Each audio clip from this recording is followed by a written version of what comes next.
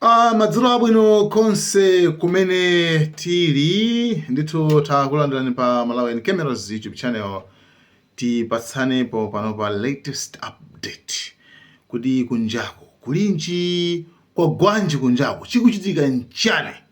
So mmango musataya nthawi tiyambe ndi dziko la Iran.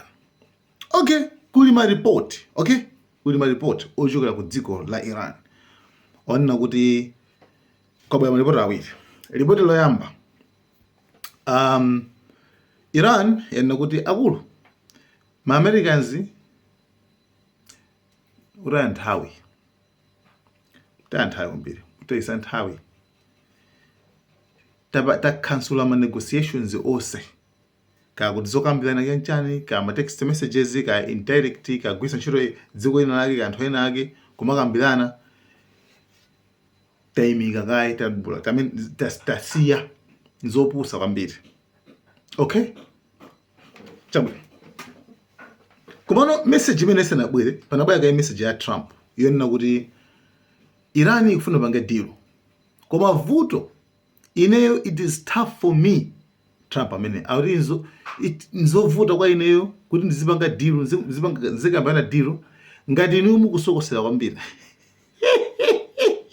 Anagwisa about chopping pa message yao anagwisa kuti ati mukusokosera kwambiri, like mukusokosera yenchano anthu inu osakonda dziko lanu amene mukumati Trump watere, Trump zamuvuta, Iran ikuwina, wakuti ati zimene ziyazo zikusokoneza Trump kukambirana ndi Iran kupanga deal yeniyene. Yeah, imene ndi message yoyambirira imene ya Trump imene apereka. Chabwino afterwards zapeza kuti Iran yapereka message awiri. Message yoyamba ndiyonena kuti tapanga hot takhansula ma negotiations onse kukambirana konse takukhansula. You understand? Chabwino. Number 2, kuna zabwera statement ina yonena kuti since Netanyahu analamula kuti asilikali IDF asilikali aku Israeli akuti alowe deep apite ku Beirut, capital city, apolisi kwambiri kumene koko. Okay, apolisi kwambiri kumene capital city.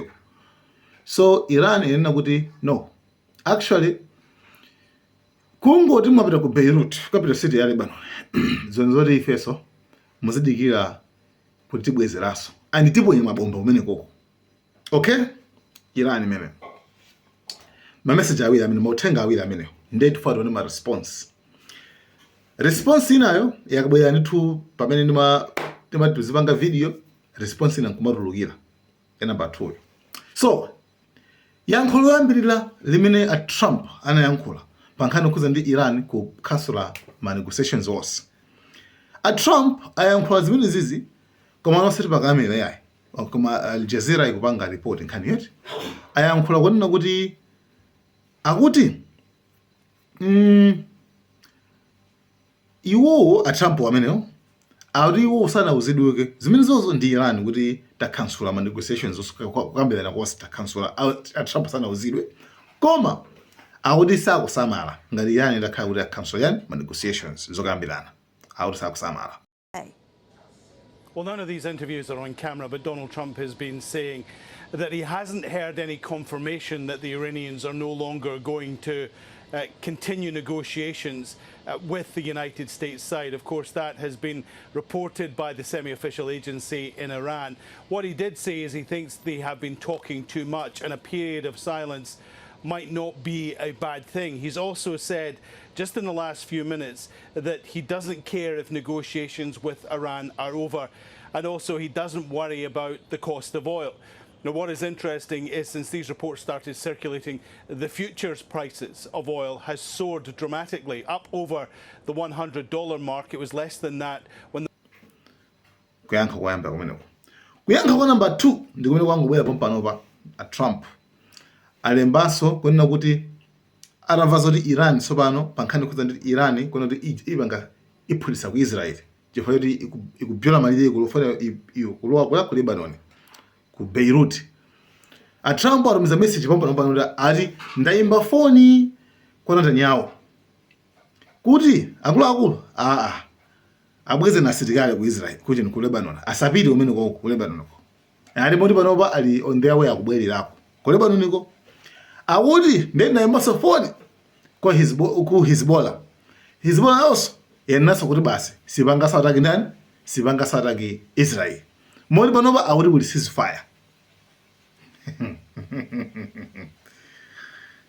nkhani mukiona mmene kuyendera nkhani ati muzitsala bwino bwino okay chabwino ndiye pakali pano tionabe kuti chingachitike mchana afterwards koma nkhani ina tsopano tikutsimikiziranso pano sopa ndi umboni womwe pamene Fox News yalengeza kuti nkhani ija imene inatchuka kuti Masoud Pezeshkian ija kuti akupanga resign chanchani akuti nkhani jayo ndi abodza ndithu analemba zimenezo ndi anthu ena amene osokonezera mitu maganizo a opposition aku Iran pa page ina yake pa Facebook so ilipo amati news ali Iran News International chanchani news agency imene ndiya makamaka ndi aujen ndi a opposition so akutana lemba ndiwo kumano actually zilibe nzoti zabodza yes so meaning ngona zoti news zija zambano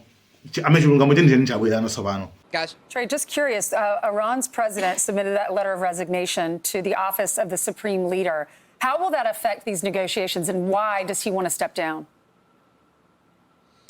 So we've not been able to confirm those reports that Iran's President Masoud Pezeshkian has offered his resignation. And even over the weekend, Pezeshkian said the reports were not true. They initially came from Iran International, which is a media organization that is affiliated with Iranian opposition. But so guys, thank you so much.